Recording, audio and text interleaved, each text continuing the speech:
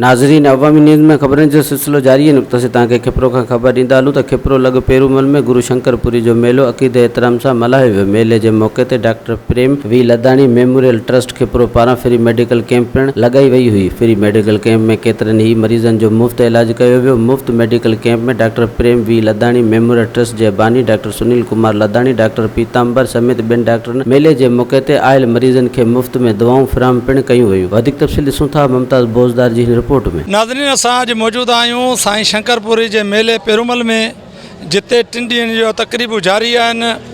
ऐं अॼु हिते जेको मेडिकल कैंप लॻाई वई आहे ग़रीब मिसकीन मरीज़नि जे लाइ, जेके मेले में अचनि था परे परे खां, उन जे लाइ अचो त ॾिसूं हिते जेके मरीज़ आया आहिनि या जंहिं कैंप लॻाई आहे उनजो छा चवणु आहे। 14 साल पहिरीं तो ख़बर आहे, ऐं खिपरे में आयो हुउसि। मूं पंहिंजी क्लिनिक स्टार्ट कई हुई। हीउ मेलो हिते लॻंदो आहे हर साल असांजे मुर्शिदनि जो। पहिरियां 3 साल मूं कंटिन्यूसली ऑब्ज़र्व कयो त माण्हुनि खे कुझु मसइला हुआ हिते। गर्मी जो टाइम आहे, हर साल गर्मी में कैंप लॻंदी आहे। किन खे जलन जो मसइलो थींदो हो, किन खे ब्लड प्रेशर जो मसइलो थींदो हो।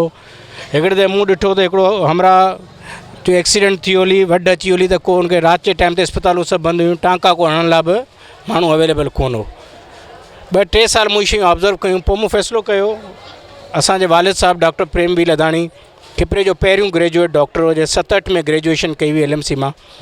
सॼी ज़िंदगी खिपरे में प्रैक्टिस कई। उन जे नाले ते मूं फ़ैसिलो कयो त हर साल असीं इहा कैंप हणंदासीं।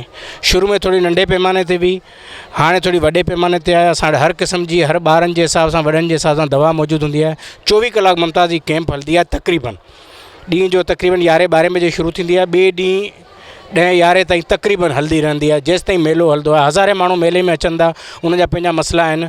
पोयनि 11 सालनि खां इहा असीं कंटिन्यूअस कैंप हणंदा अचूं पिया। हर साल कोशिशि हूंदी आहे त माण्हुनि जा मसइला हल थियनि। ग़रीब इंसान आहे, कुझु कमियूं बि रहंदियूं आहिनि। हर साल उन्हनि कमियुनि खे इम्प्रूव करण जी कोशिशि कंदा आहियूं, कुझु बहितर करण जी कोशिशि कंदा आहियूं। अॻे साल इहो प्रोग्राम आहे त मुख़्तलिफ़ डॉक्टर्स बि घुराया वञनि। हींअर त असीं GPs हूंदा आहियूं या पीडियाट्रिशियन 1-2 हूंदा आहिनि त जेके सॼो ॾींहुं कवर कंदा आहिनि। कुझु असांजा ट्रेन छोकिरा आहिनि जी भर में बीठो आहे, इहो बि सॼो ॾींहुं कवर कंदा। छा 24 कलाक हिकिड़े माण्हू जे वस जी वेहण जी ॻाल्हि हूंदी कोन्हे। साईं बिल्कुलु दवा मिले पई, माण्हू बि वेठा आहिनि। सुबुह खां कैंप हले पई, दवाऊं मिलनि पियूं सभिनी खे। दवाऊं तव्हांजे साम्हूं अञा बि मौजूदु आहिनि। तव्हां ॾिसो सुबुह जो 12 बजे खां वठी कैंप हली आहे। पुटु घणा पेशेंट ॾिसी चुका आहियूं पाण?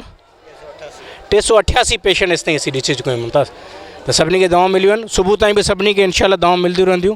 हिन में खोट थींदी आहे राति जो 12-1 बजे बि दवाउनि में खोट हूंदी आहे, त असीं हिते दवाऊं वरी राति जो 12-1 ताईं बि प्रोवाइड। टोटली मुंहिंजा एफर्ट्स हूंदा आहिनि ऐं मुंहिंजे ई तरफ़ां सॼी कैंप लॻंदी आहे हर साल। ऐं इन जो मेले जी ऑर्गेनाइज़िंग कमेटी सां उन्हनि जो सहकार असां सां शामिलु हूंदो आहे। उहे हर क़िस्म जो असांखे ॿियूं फैसिलिटीज़ ॾींदा आहिनि, जी लाइट ॾींदा आहिनि, हीअ एरिया असांखे प्रोवाइड कंदा आहिनि, मोरल सपोर्ट कंदा आहिनि, वर्कर्स ॾींदा आहिनि। बाक़ी दवाऊं टोटल असीं पाण पंहिंजे बिहाफ ते बंदोबस्तु कंदा आहियूं। हींअर बुखार अचण जे करे हिते अची ॾाॾे जे मेले में अॼु डॉक्टरनि जी लॻाई आहे सरकारी दवा मुफ़्त में ॾियण जे लाइ ग़रीबनि जे आवाम जे लाइ।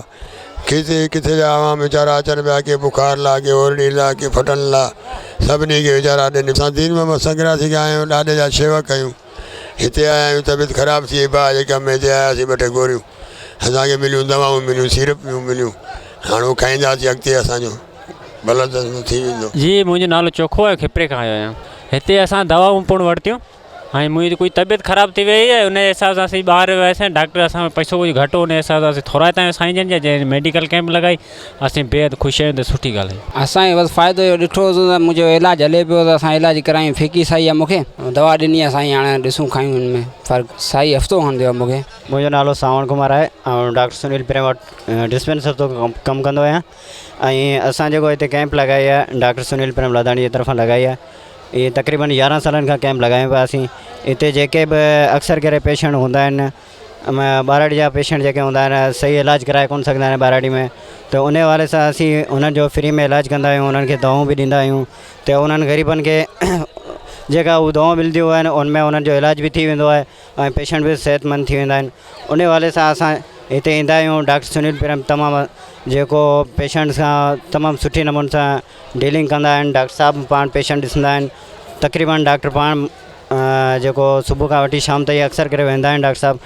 असीं माना कोशिशि कंदा आहियूं त डॉक्टर साहब जी तमामु सुठी हेल्प कराईंदा आहियूं। मुंहिंजो नालो डॉक्टर पीताम्बर आहे। हीअ जेका कैंप हर साल वांगुरु हिते जेको आहे साईं शंकरपुर जे मेले ते लॻाई वेंदी आहे, जंहिंमें मुख़्तलिफ़ बीमारियुनि जो जेको आहे इलाजु कयो वेंदो आहे। उन में फ्री दवाऊं ॾिनियूं वेंदियूं आहिनि। जीअं त वधि में वधि जेके ग़रीब माण्हू आहिनि, जेको फस्ट एड वग़ैरह उन्हनि खे ॾिनी वञे, या ॿाहिरि जा माण्हू आहिनि जेका जंहिं वटि जेको आहे पैसो वग़ैरह न आहे, उन्हनि खे फ्री ऑफ कास्ट जेको दवाऊं ॾिनियूं वेंदियूं आहिनि। हाज़रीन, अवां ॻाल्हियूं ॿुधियूं। साईं शंकरपुर जो मेलो आहे पेरूमल में, हिते डॉक्टर सुनील लधाणी जे तरफ़ां मुफ़्त मेडिकल कैंप जो बंदोबस्तु कयो वियो आहे। हिते मरीज़नि जो ऐं डॉक्टर सुनील जो चवणु हो त 11 सालनि खां वठी हीउ कैंप जेका असीं लॻायूं पिया, हिन कैंप जो मक़सदु इहो हो त मेलो राति ताईं हलंदो आहे ऐं आसे पासे जा डॉक्टर जेके आहिनि बंदि थी वेंदा आहिनि। को ग़रीब माण्हू हूंदो आहे, उन सां को ब्लड प्रेशर जो मसइलो थी वेंदो, कंहिंजो एक्सीडेंट थी वेंदो आहे, कंहिंखे का ॿी तकलीफ़ थींदी आहे, उन हवाले सां हिते दवाऊं ऐं डॉक्टर मौजूदु हूंदा आहिनि। ममताज़ बोज़दार खे इजाज़त ॾींदा असांजो साथी कैमरामैन गुलाम शबीर हिंगोरो सां गॾु। ख़ुदा हाफ़िज़। वधीक ख़बरनि ऐं तफ़सील लाइ विज़िट कयो अवामी news Facebook page, YouTube page ऐं अवामी न्यूज़ वेबसाइट।